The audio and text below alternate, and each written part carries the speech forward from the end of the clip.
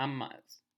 I got the chance to talk to Rylan Urban, founder of EnergyHub.org, as well as one of Corporate Knight's top 30 under 30 sustainability leaders for 2019 about his work. Here's our conversation. The first question for you, I just want to get a sense of, in your own words, what you think people know you best for or you're most widely recognized for. So within let's say my current graduate cohort, which is kind of the group that I relate to the most over the past couple of years, as I go through my master's degree, probably, one thing that I'm known for is taking action and getting things done. I think that I'm usually not very hesitant in terms of getting started on a project, working through the action steps and producing something, whether or not, what I produce is of the perfect quality. I think that I'm good at just getting started on things and sort of learning through the process of building and creating along the way. I think there's a lot of, and there's a lot to be learned from, making mistakes.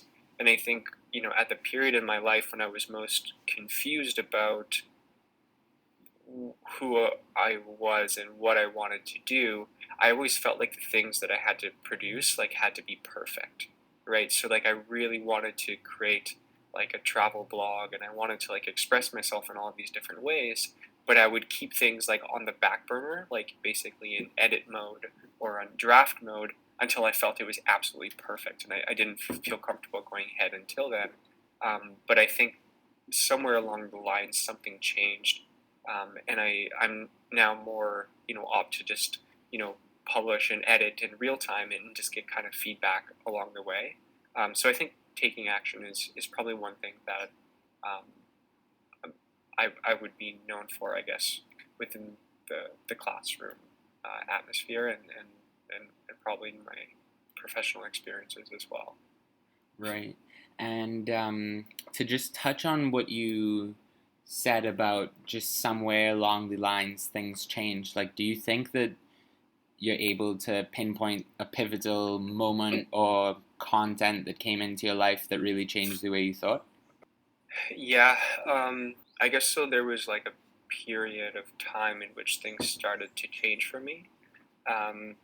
So first of all, after my second year university, I dropped out of school, and I did some traveling. So for 2.5 years, I traveled to 27 countries, and I did, a lot of backpacking and just learning from different cultures and people and learning how to talk to people. So sort of through that process, I sort of became more comfortable with opening up and sort of sharing my ideas to other people.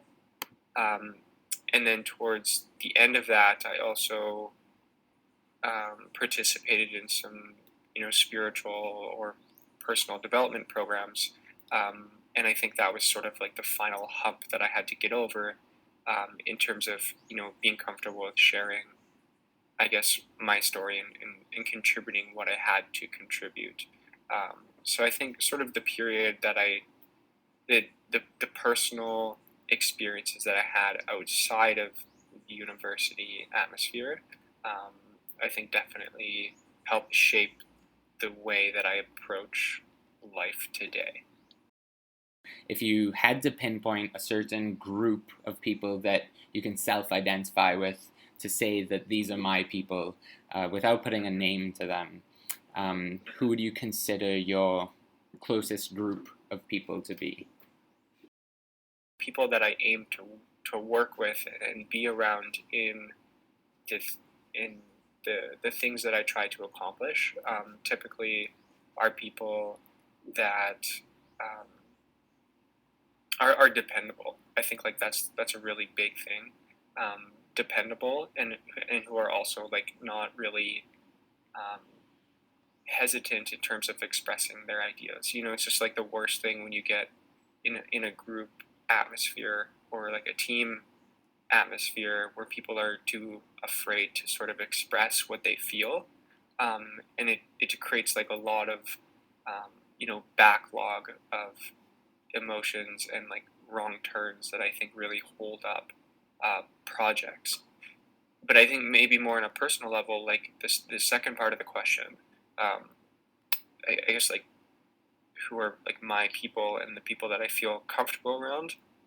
Um, I think like ultimately I feel most comfortable and like kind of like at home with people who have like a science kind of background. Like ultimately at the end of the day, like I sort of see myself as a scientist.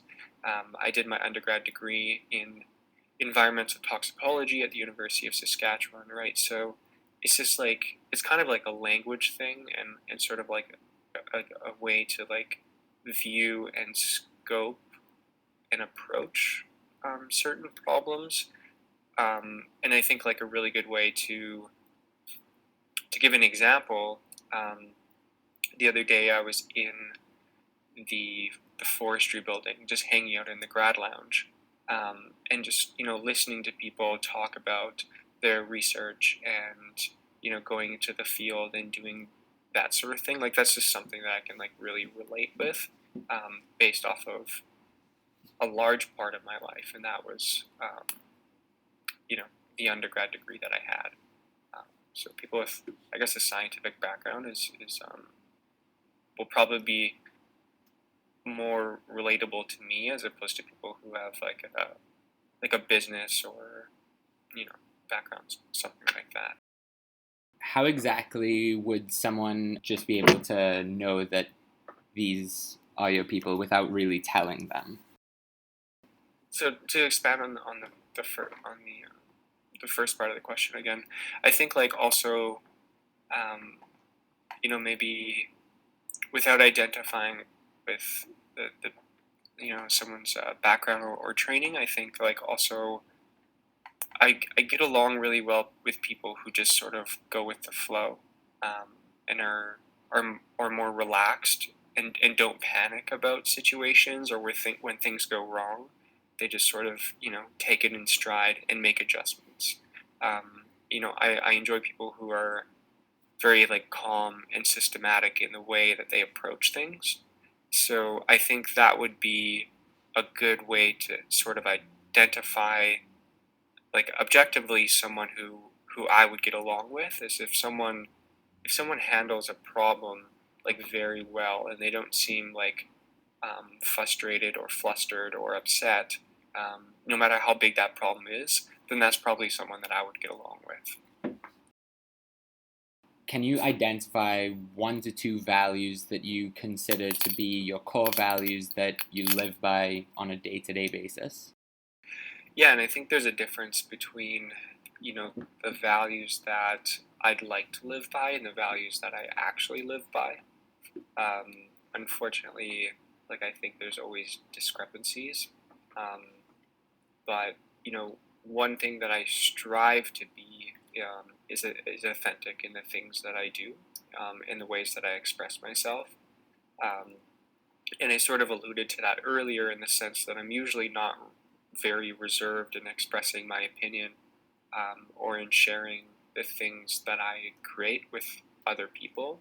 And I enjoy the the process of sharing my story and telling sort of why or how I think the way that I think about a certain thing. So I think like authenticity is a big one. Um, not to say that I am perfectly authentic. Like it's something that um, you know nobody's, I guess, like perfect. One thing that I get in trouble for sometimes is being upfront with people. I'm trying to frame this in terms of value. I guess like being like honest with things. Um, I think like it's never a good idea to like sugarcoat something or to tell someone something that isn't necessarily true because it's what they want to hear. I like people who are very, or I value being upfront and honest, even if that is sometimes hard to hear. I feel like it's the best thing to hear, right? So I think authenticity and honesty are maybe two big ones. What exactly can you identify with that you can say that's the reason why these are my values? Like that's what motivates me to be authentic and to speak my truth. Basically, looking at like my personal role models or the people who I view as leaders. Um, People who are extremely authentic and have like, a very defined personality and tend to get in trouble, I guess, like for the things they say. Those are people who I tend to like really like look up towards, like people who aren't afraid to, um, you know, yeah, I mean, say things even when they know that it's a controversial thing to say. Like if they believe that it's right, then they say it. So I think like the values that I strive to have, um, looking at it now, is based off of the role models that I look up towards or the people that I strive to be. And I don't I don't really know much about Toby, for example, at Corporate Nights. But based off of like the stories I've heard about him, he might be like a good example. Like for example, one of my classmates put on a conference or a panel series, and apparently like he showed up in rollerblades and was like rollerblading like around the chairs like during the interview or something. Like that sounds like a person who is you know authentic, and not afraid to be themselves, right? So that would be that's something that I kind of look up towards, and I think that's kind of where my values come from. How is someone else going to know that you have these values? So I guess like looking at the way that I communicate myself and the way that I hold on to the passions and the perspectives that I find valuable, even when they're challenged by other people, I think is how um, that sort of comes through. I want to get a sense of where you see yourself this time next year, as well as the role that you see yourself playing in the kind of changes you want to make within 1 year. So first of all, I think like 1 year is a really short period of time. Um, I think I heard a really nice quote one time where it's like, people overestimate what they can do in 1 year, but underestimate what they can do in 5 years or 10 years.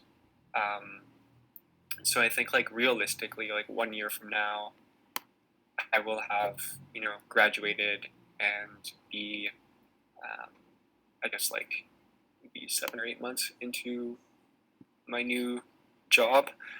So in a 1 year time frame, I think I'm looking at sort of just like the action steps that I take on a daily basis, right? So this is just improving, looking for ways to improve myself and become more sustainable, taking action steps through energyhub.org to promote the sustainable energy transition, um, create new and interesting and engaging content, educate consumers um, about sustainable energy.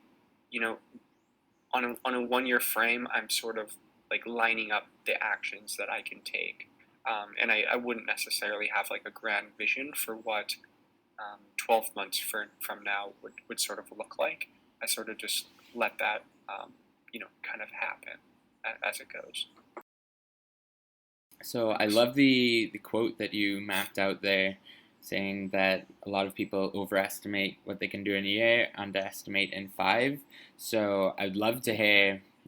It doesn't have to be your 5 year vision, but rather as far ahead as you can see your profession, your personal life, where you're gonna be geographically. Where do you see yourself in 5 years? First of all, yesterday I did a presentation to my high school class.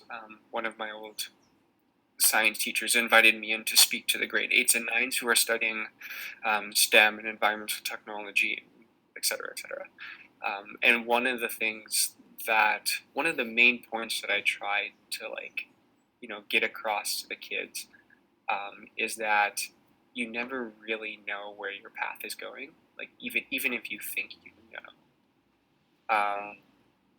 you know. So I did like a little poll and I asked them, what do you plan to do when you graduate high school, and what do you want to do when you grow up? And I sort of then took a step back and looked at it from my perspective in high school, and I was like, yep. So when I was in your shoes, I sort of felt the same thing, and I pulled up like a nice linear timeline. I was like, yep, I'm gonna go to undergrad, to get a degree in something, go to grad school, and then get my first job, right? And at the time, I thought it was going to be a doctor, but it doesn't really matter, like a really linear time frame. But then I started telling my story and about kind of what actually happened, and of course, what actually happened was nowhere close to what really happened.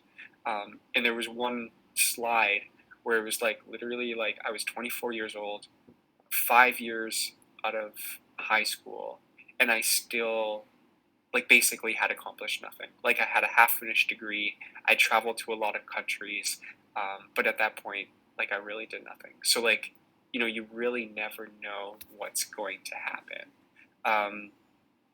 That's just the caveat, but I will answer your question. So in 5 years, I think I'll be either making a very big life transition or have just made it. I find that 5 years is sort of I like to make really, really big changes in my life and sort of take steps up at the same time. So I think in 5 years from now, I will be in a different country, working in a different job, definitely the same industry, like energy, sustainability, because that's where my passion and increasingly my expertise lies. But I can definitely see myself, on a different side of the world, in a position in which I have tons of responsibility. I am making a large impact. Basically, a grand step up from the place that I'm at now, and I don't know exactly what that will look like, but as I said before, the approach that I take is, I just lay out the action steps. I do what is best in now, or at the time that I think, and things seem to work out pretty good in the end, and that's sort of just the way that I go about it. I'm just curious as to if there's any literature or any written content or audio content that you've come across that you can look at and identify as content that changed your behavior.